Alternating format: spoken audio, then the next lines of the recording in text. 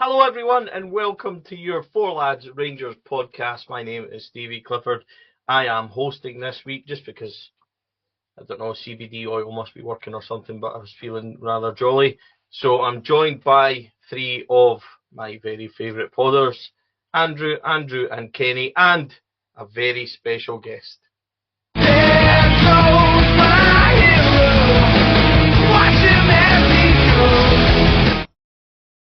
Do you like a little transition in there as well? I worked hard on that. Yeah, I like that. That's the only reason I wanted to host Jamie McCart, obviously our hero from yesterday. I knew fine well the third goal was definitely an own goal because there was no way Dessers finished it that well, that's for sure. But listen, we'll come to that. Kenny and I did a post-match along with Dale yesterday, so we're going to just bump straight to the other boys and get some opinions, and then I'm going to go through some comments and things that were left for us to discuss, because on one hand we were happy clapping out our tits apparently, and on the other hand we were completely miserable. So let's discuss it and see what everybody thinks. Young Andrew, lover of all things Rabbi Matondo and hater of Still Game, the continuous disappointment of the group. What was your thoughts on yesterday? I thought you were going to say the continuous disappointment of Rangers Football Club this season. No, you had to make it even more personal. But yeah, 3 points and up the road. Very simple. Just try not to think about it as much as I can, because the more I think about it, the more I go, Christ, that was a turgid afternoon. It was really hard to take any bright stars from that game. Tom Lawrence played 70 minutes before breaking anything, so I suppose that's a positive by Rangers standards this season, which again shows you how far the standards are slipping. But I suppose it's the shin roller again, definitely showing how prolific it can be in Scottish football, as McCart showed in his second goal. I would have been proud of that one on a school football pitch back in the day. So yeah, Scottish football's alive and kicking. Andrew Anderson, 3 magnificent points. What a performance. Battered hearts from start to 2.5 minutes. And That's generous. it was, no, in all seriousness, look, yesterday was a really good 3 points, but there's obviously context and caveats to everything. In a game where Hearts had an XG of 2.96, the highest we have faced since 2016 out with Celtic. Jack Butland saved 1.35 goals, definite goals, apparently. There's concerns, but on the other hand, with the ball in the net 3 times, it counted, and 2 which didn't. And we did create more chances, and we did actually look dangerous at times. It was tentative, I think that's fair. We started off a bit slowly, but what you've got to say is when it went one each, the response from the players was very good. So the balance to it is, there is bits to worried about, but also it's good 3 points. I think it was good because it gave everyone something to complain about, which always helps unite the Rangers support. We got a win. That's a good thing, just objectively, but it's coming in the context of us having pretty much blown the season already in terms of any domestic trophies. So obviously the players will perform because the pressure's off. We only won because of 2 own goals by, hang on. So, it comes in the context of that, where if we don't have our hero there, we finish that 1-1 up at Tynecastle. That's not great. I heard last week from the manager that, the number of shots that you have on target is very important.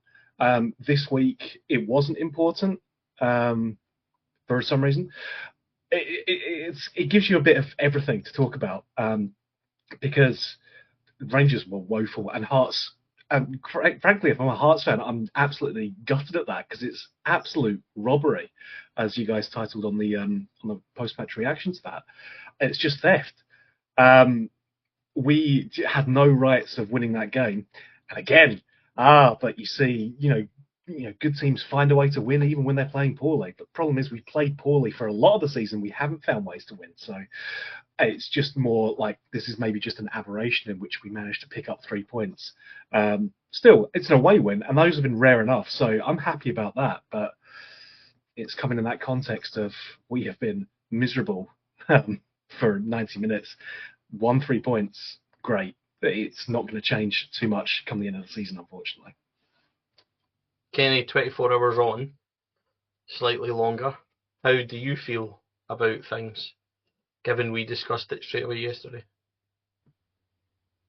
Pretty much the same as I did. I thought we got out of jail a little bit, Stevie. My concern, and if you look at it in the context, actually, you look back at the Hibs game 3-3 away from home, you look at the Dundee United game 3-1 where they've hit the woodwork 3 times, you look at that again yesterday. How open do you want to make Rangers? You know, how open do you want us to be? How easy do you want us to be to play against? Because 21 shots at goal yesterday, 10 on target. Jack Butland on NCL, probably our player of the match. Kind of tells you all you really need to know about, you know, how well we actually played on the day. The only thing I'd say, Stevie, is that, and you've mentioned it there already, and I said it yesterday, that the reaction to losing the goal was actually a very positive one, because I'm just at that stage now where we're in the middle of February and I just don't trust this football team from 1 minute to the next. I don't know what they're going to do. So to see them react really quite positively, and although the game didn't, you know, really change all that much, we all respected that some of these players. I'm expecting Hearts to go and score again within the next 5, 6, 7 minutes, and then we're really up against it, and then you'll see how they, you know, they can cope in an intimidating atmosphere and a tough venue and all that. But I've got to hold my hand up and say I was actually really quite impressed with the reaction and the response to losing the goal. When it's a poor goal to lose, but honestly, Stevie, that's my kind of take out of it yesterday, is that when we are playing away from home, there's no wonder we're struggling to win a lot of games away from home when we're that easy to open up and carve open and score goals against and create chances. So, as Andrew said, 3 points and across the road and take it and on to the next one, and that's about all you can say. Right, I want to discuss something because this has been on my mind all day, and I watched the game back earlier on, and I came in with some conclusions, which is probably wrong because you know what my opinion's like according to all the comments. Midfield to me, right, and I spoke about this yesterday, midfield to me is far too wide open, right? And when they go with Raskin and Diamande, both of them like to be box to box, and they both kind of explore the middle of the pitch. Now, Raskin was getting marked yesterday by Shankland, which effectively meant that every time he got the ball, we only had Diamande, who was also getting picked up, but Hearts played a diamond which left 2 spare, because Tom Lawrence was neither here nor there with regard to off the ball. That's something that means that we were very easy to play through. And if you watched, the ball was always on for the number 19, Kabanga. Sorry about the pronunciation, but it wouldn't be a podcast if I didn't butcher somebody's name. He was consistently running off the back of Suter in between Tab and Suter space. It happened consistently all throughout the game. And that was because every time they picked it up, there was space in that midfield to drive forward. We have a real issue with this. Now, if you go all the way back to Lyon in that 4-1 victory, I actually asked the manager about it. And I've asked him about his tactics in his setup since. And I understand why we go with 2 in Scotland, right? I completely get it. But when you have 2 players like Raskin and Diamande, who don't, maybe, this is a critical point, they don't have the positional sense to just stick at times, and they're about, we are wide open. I don't know if that's right. That's how I'm seeing it at the moment in time. And I thought Diamande was good yesterday, by the way, on the ball and things. I thought he was very good. He was exceptionally good for the second goal. But he's not the type of player that can play a kind of rigid in a 2 role, because he roams about the pitch all the time.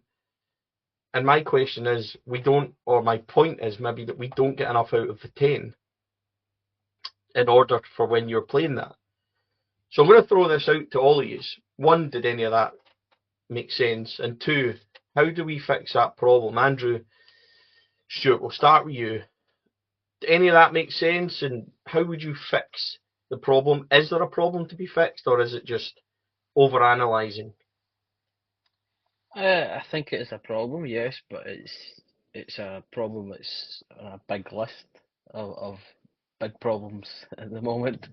Um, I would say, I mean, that well, what was made of the diamond that Hearts were trying to work off, and there's some really good attacking, well, there's Hearts level attacking players in there, but attacking players nonetheless. Elton Kabangu, yes. Shankland, Young Wilson as well. That's three kind of attacking players. Then you get Spittle as well, who can play attacking to the middle.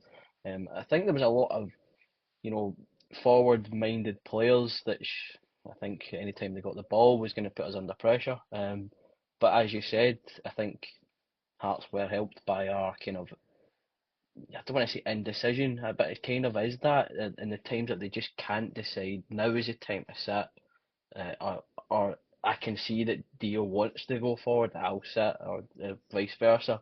I don't know, because at times the midfield has been a bit 6, 8, 10, but now it's kind of two of them sitting, and I think even just Tom Lawrence being in there is kind of a no-show at times. I feel it's a bit of a man down, because it's very similar to the way I think Todd Cantwell would have suited this system, the fact that he doesn't do any defending, so he can just stay up the park, which is what Lawrence does.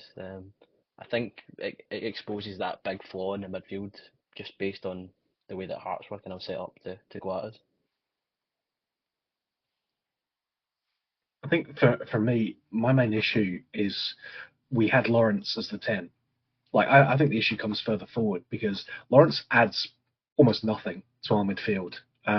He wasn't even particularly effective at attack, and there's probably a wider question about why we're playing a player who's got 4 months left on a deal, and we have no interest in renewing that deal either. For me, I think the problem starts there, and that comes from the fact that we don't really have anyone who we can play out on the left wing. Now, I know Andrew's got some ideas about who it should be, but we have to put Hadji out there, and then Lawrence comes into the centre.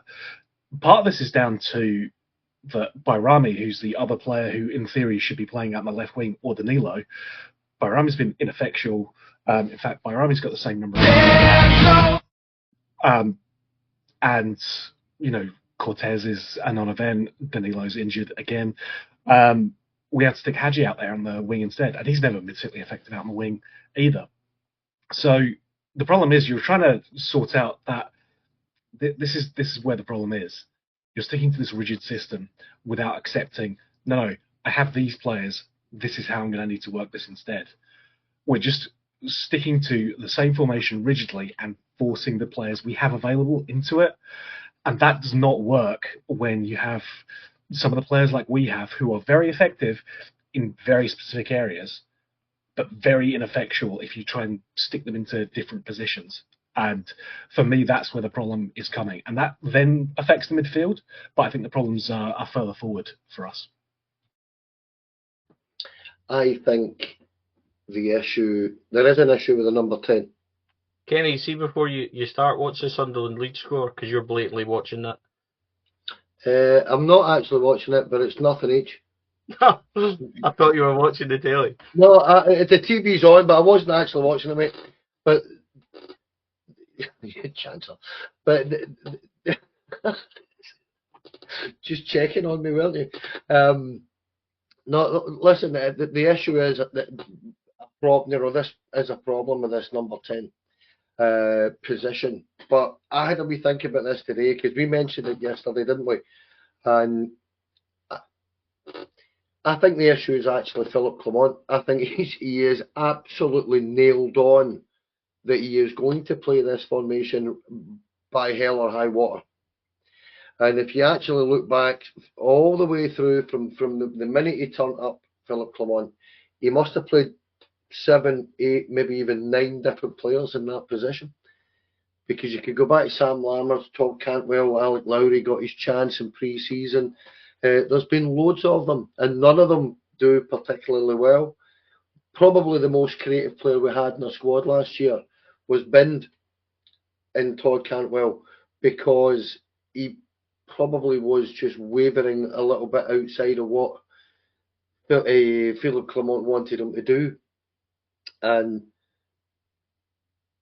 well, Todd Cantwell's a bit of a maverick player. He always has been, and that's just what he does. Bayrami for me was more effective on the left-hand side, but he's now pushed him in there. It's not worked either.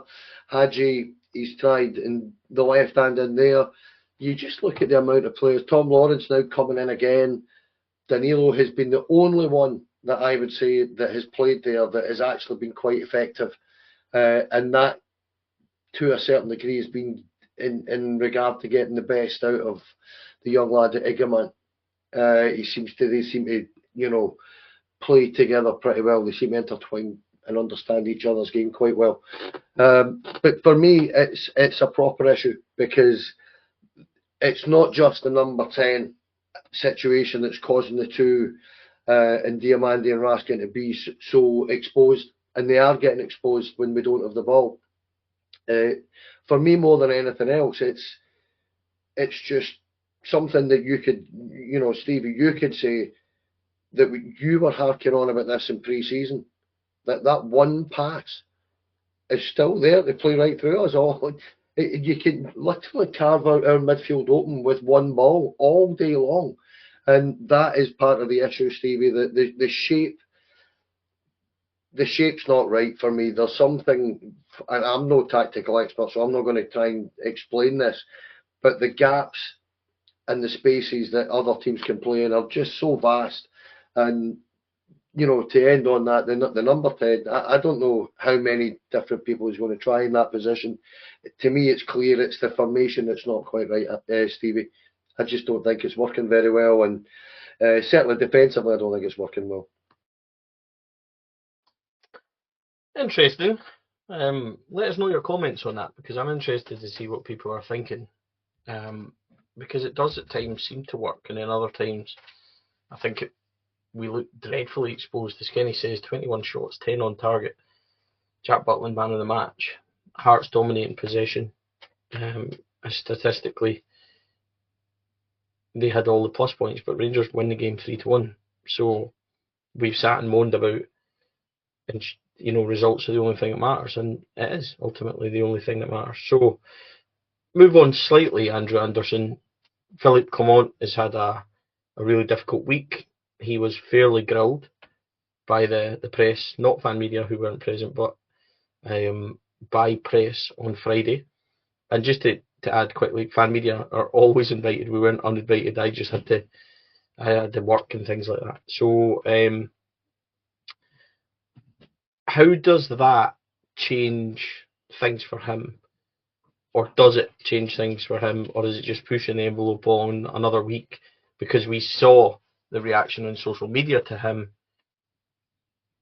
Is it now just too far?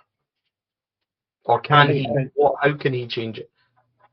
I don't think it changes anything, because I think of all the targets that he had this season to hit, compete in the league, not done that. Win a domestic trophy, not done that on 2 counts. The only one that you could say he's maybe passed is have us competing in Europe. And that's always nice, but it's ultimately a bonus at the end of the day. I don't think managing to win away at Tynecastle against a Hearts side who have not been particularly fantastic this season, albeit they're in a decent run of form at the moment, I don't think that achieves much. It looks quite successful in the context of this season because it's an away win at what's traditionally a fairly difficult ground. But for a Rangers season, it's just what should be expected of a successful Rangers team. Managing to finally start hitting some of the basic metrics at this point of the season when we're sitting far too many points behind the league leaders, I don't think it changes a single thing, unfortunately. We've all spoken about it on the pod, about our views on Clement and if we think he's the right man going forward. And I don't think a single one of us thinks he is. Getting a result against Hearts doesn't change nothing. He goes unbeaten to the end of the season, winning every single game. Unless that's in the Europa League, I don't think it really makes a material difference. Domestically, he could go unbeaten for the rest of the season, win every single game 5-0. And I still don't think that there'd be many Rangers fans saying, no, we should definitely pin our hopes on this guy. because of the context of what's come before, because of the number of points we've let slip, and because of some of the abject performances that we've had to witness along the way. So for me, it changes nothing. Again, great, I'll take 3 points, but it's too little too late, I think I'd say. Andy, we were somewhat unanimous on his position last week, but you're somebody that's argued the different point of view, not so much a different opinion, but you've been a bit more level-headed in terms of, well, how are we going to do this, etc. So now is your chance to shine. Tell us your position. It's still a very, very bleak outlook on where we are. But again, going from Queen's Park to Hearts, it's a matter of days between. I mean, I think that you could see. I think I came home from work and my mum was worried for Yanis Hadji when she seen his press conference. She thought he was looking ill, as just the way I think the players are. Well, Yanis certainly looked like he was just broken almost by the result. But I think there's a significant amount of scar tissue in this team at the moment. I think we're a team that I didn't think was ready at the start of the season. Rolling into Tynecastle in the opening day, funnily enough, I was thinking we're still a couple of weeks behind schedule. I still think we're a couple of signings short, but I think we're now far into the season where we know mostly, I'd say 98% of what's going to happen for the rest of it. Non Rangers, that'll completely flip on its head and they'll take us on another roller coaster of emotions, good or bad, who knows. But I think it's going to be one where you could say throw it in the rearview mirror and forget about it, come into the summer, because I feel like barring anything tragic, the board seem to be stuck with their man and backing him. They did say obviously if results were to drop significantly and give them no choice, they would make a decision. But I think we've seen probably about as worse as you can get, and you're still sticking to them. I suppose you could, again, going back, you could completely forget about it and rolling into the summer break. But I feel like we honestly can't do that. We need to take all the learnings possible from this garbage fire of a season, pick the bones of it, whatever this review is going to entail, and just try and see what benefits we can take into next season. Obviously another transfer window to try and strengthen the squad, based on probably more exits, and just seeing if these incoming players can hit the ground running, because that's my one fear is the selling players, bringing players in. You're going to lose a steady cohesion in the team potentially. I think you're going to go without, call him what you want, but your club captain, who's probably he is the most experienced member in the team. I think he will probably go or retire come the summer. I think that, as we've mentioned in previous pods, another kind of leadership group member, which makes the squad even less experienced to the climate of Scottish football. I think there's just so many questions at the minute, but the games are just a formality, and it's just getting to the summer, so it's just a really kind of box ticking exercise. Right, okay. We have done Hearts to death, I think. There's no point in saying much more about the manager. But I am going to move on, gentlemen, because there was a comment last week. I really appreciated it, and it was declaring just that people were really happy with questions I put to the manager and saying, do you not fancy doing this full time? We really love it, and we would love it if you were there to give more coverage of press conferences, etc. Now, I explained that that's not something that's possible. This is a hobby for us. We do not get paid, we do not charge, we do not do anything like that. And people got in contact and said, we would really like to help the channel, we would like to do memberships, etc. So we have opened up memberships for YouTube for our channel from as little as 99p a month. And this isn't telling you to go and do it. Some of you has asked. So if you would like to help us, you can do that.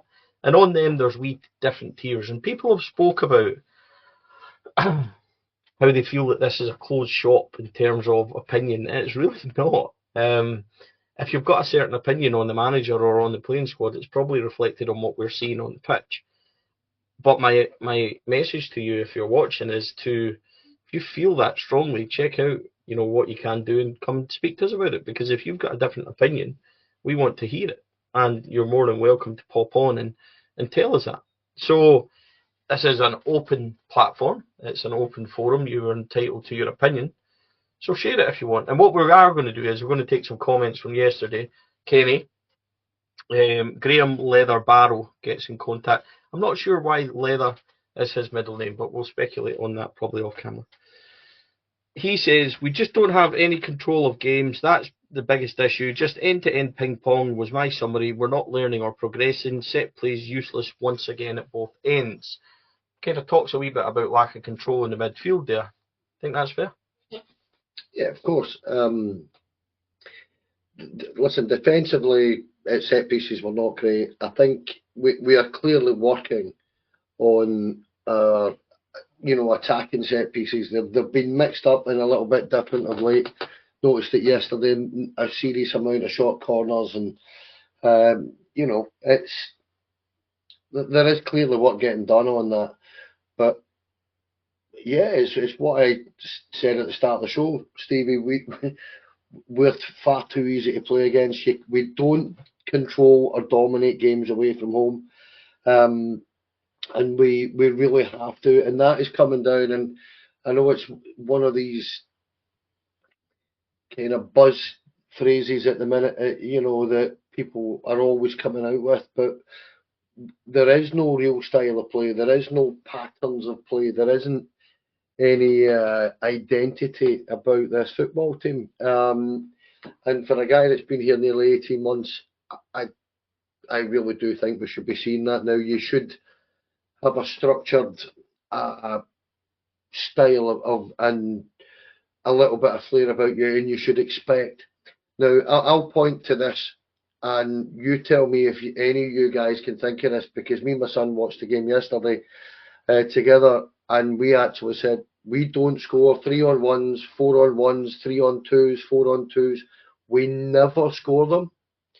And it is because that guy that has the ball doesn't seem to know exactly what everybody else is going to do. And there's this hesitation, and then the ball will get slightly underhit or overhit or slightly misplaced all the time. Now, I can think of about at least a dozen of them this season that we haven't taken any of them, where we have, if there is an identity or a style of play about Philip Clement's team here, it's that we seem to react better when we have less of the ball, and we want to play in a counter attack. We want to break transitions and play through them. Well, that's all very well and good, but when you're getting gilt-edged chances like 4-on-1s and in a cup final, for talking's sake, and you can't take that, then there's your reason for not, controlling and dominating games, because goals are all that matters. And if you get those goals, then you can easily dominate much, much more. So, in terms of the question, I totally agree with him. Old Leather there. I totally agree with it, and do think that he's making a number of points that are all really pertinent and all really valid. And at the end of the day, it is something that we really do need to see.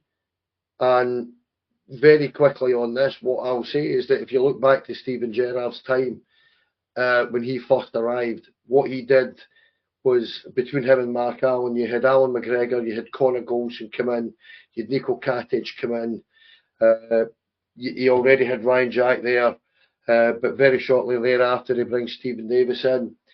He's got Jermaine Defoe shortly there as well, and that's right through your spine that you look at and you say to yourself that each and every one of them was going to be there 3-4 years. And then look at our spine and actually see where do you see some of these guys next season?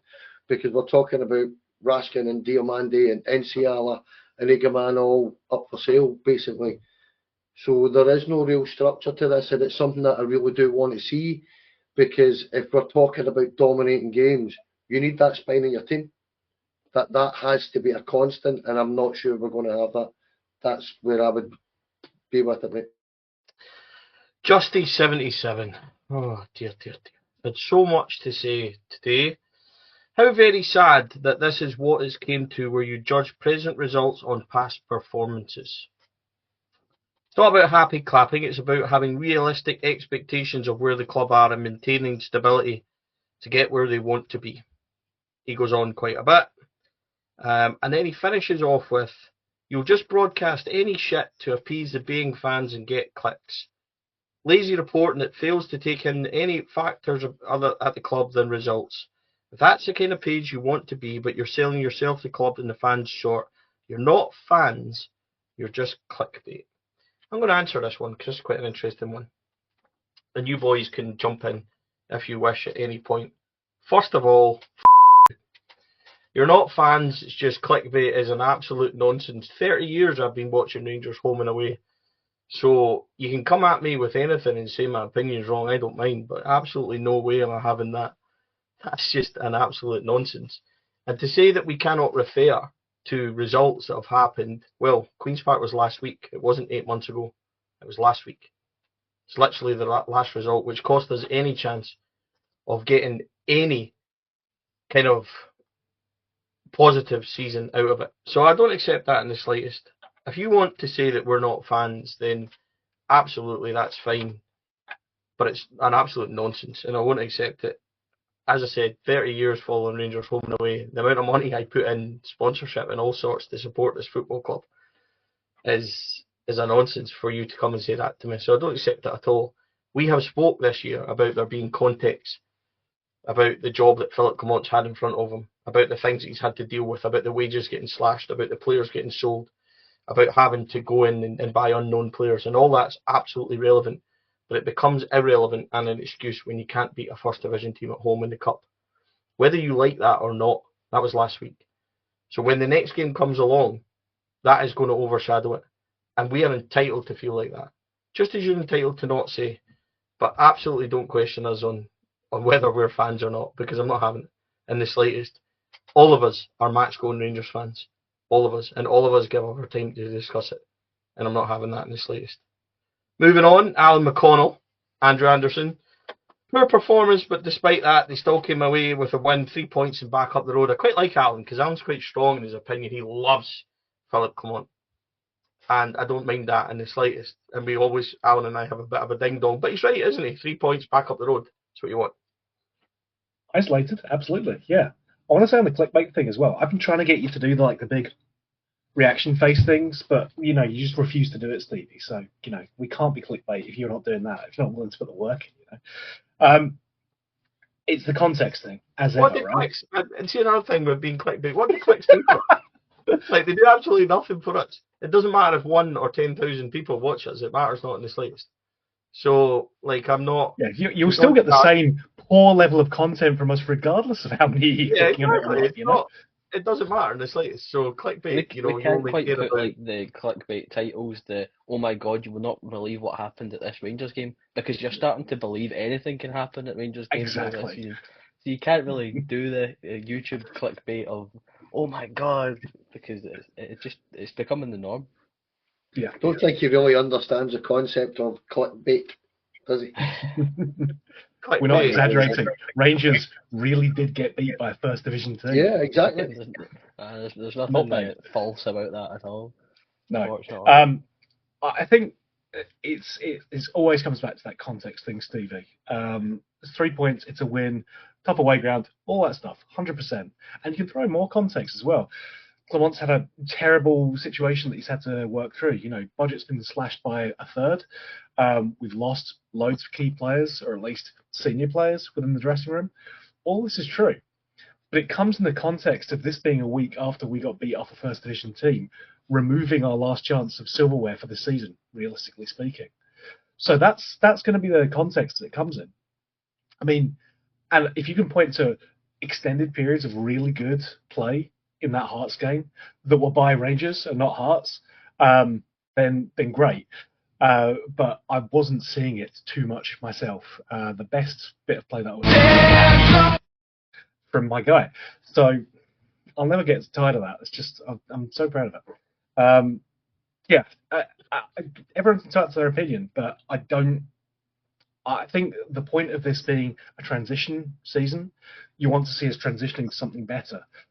We were relatively close in the league last season, barring a complete collapse from the other team in Glasgow. We aren't going to see that this season. We are going to see that gap being widened, and that doesn't look like progress to me. That's where I'm at. Careful, that's not clickbait. Yurt the Silent Chief says, happy clapping completely and utterly pointless games in February. Peak Rangers 2025.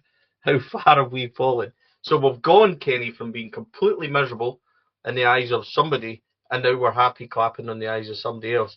And that, ladies and gentlemen, is why you can't win, and why it's better just to give your opinion on everything. Because being happy at winning a game, but adding context to it, brings criticism.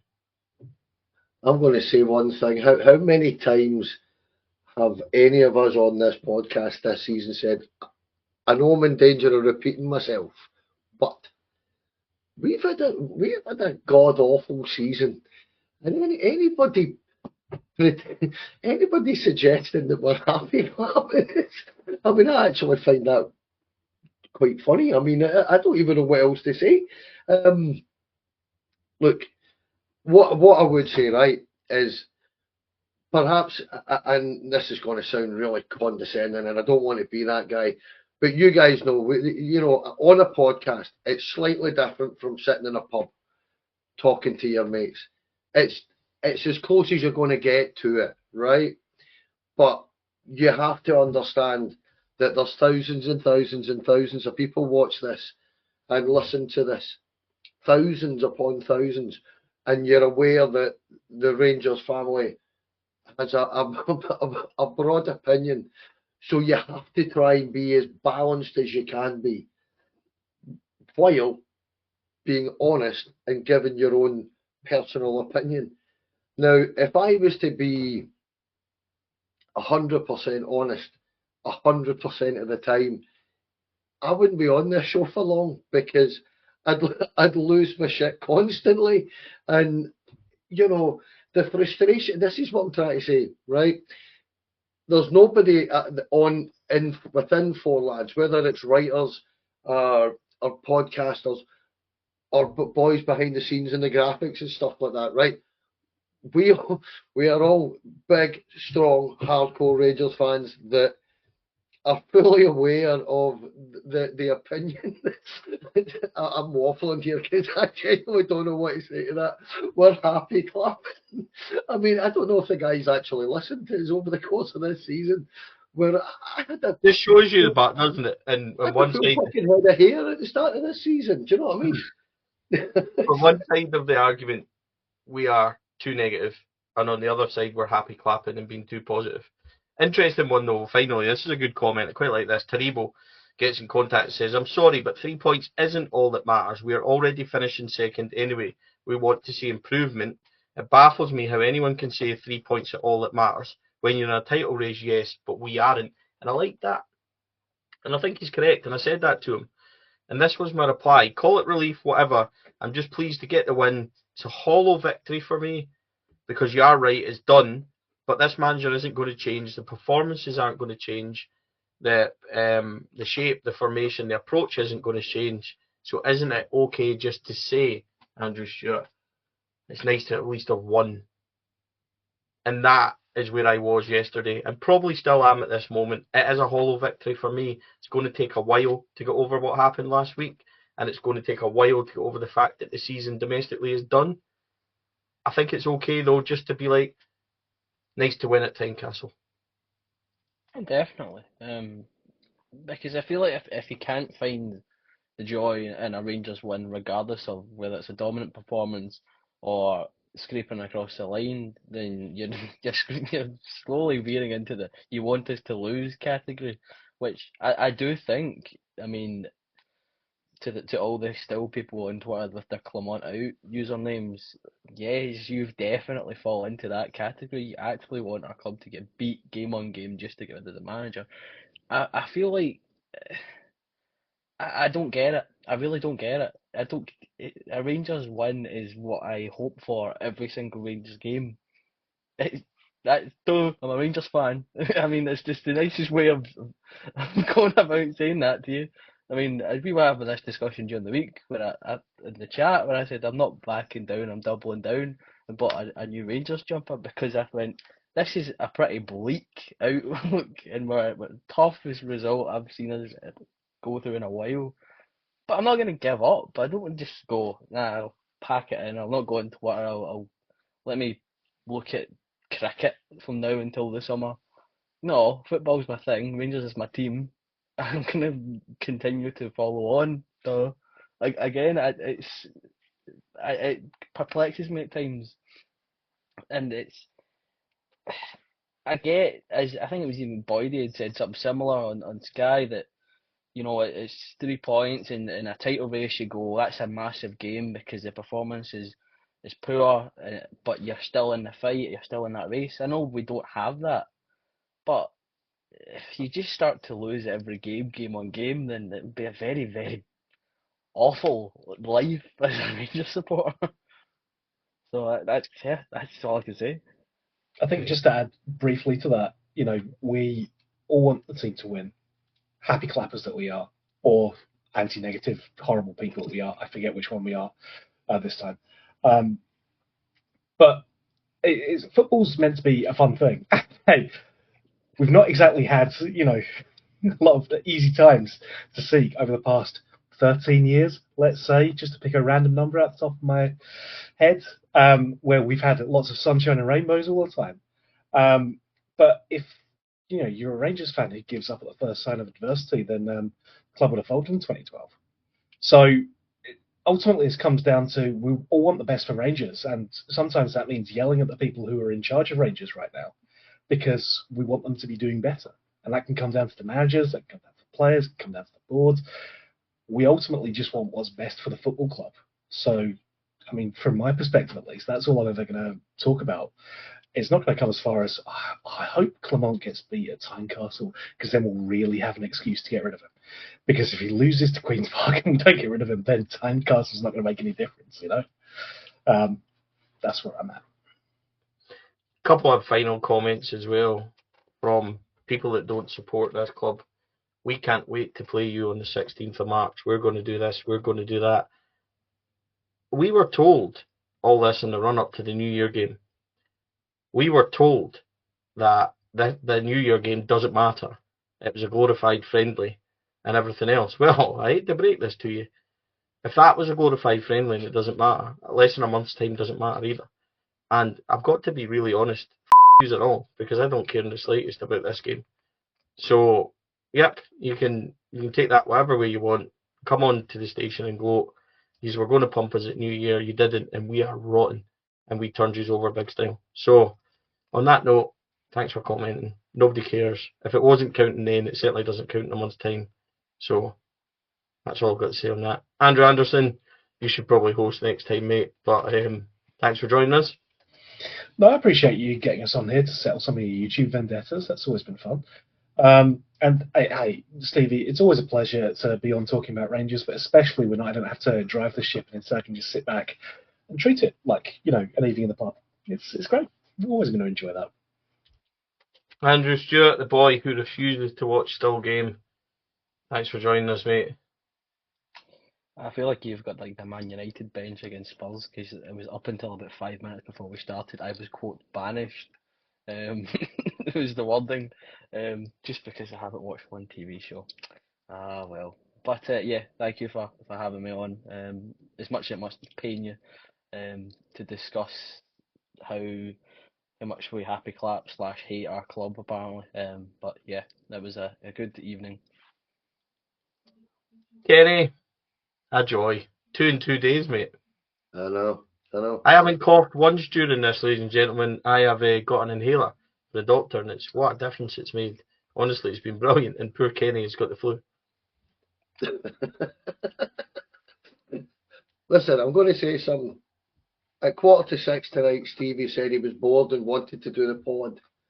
And at 6 o'clock, I turned in and said, Stevie, think of something else we can discuss. because we can't be dwelling on too long on that shite yesterday. I didn't expect what just happened. That was very, very, very different, Stevie. Well done, mate. And enjoyed that. And thanks, guys. Really good. Yeah, we'll be back at the end of the week. I won't be. I'll be working. So we may do a midweek show, but the guys will be back to preview St Mirren. Andrew Anderson is joining me on the gantry on Saturday in a very long pre-planned visit for Andrew. So we'll be doing the match day and then we'll be back next week. So thanks everybody for joining us. Please like, subscribe, support the channel if you want. If you've got questions, check out the membership and stuff and get involved. And yeah, thanks for joining us. It's been splendid. Rangers won a game. We are allowed to say that's okay and not be too negative or too positive or too whatever. Have a good week, folks. See you later.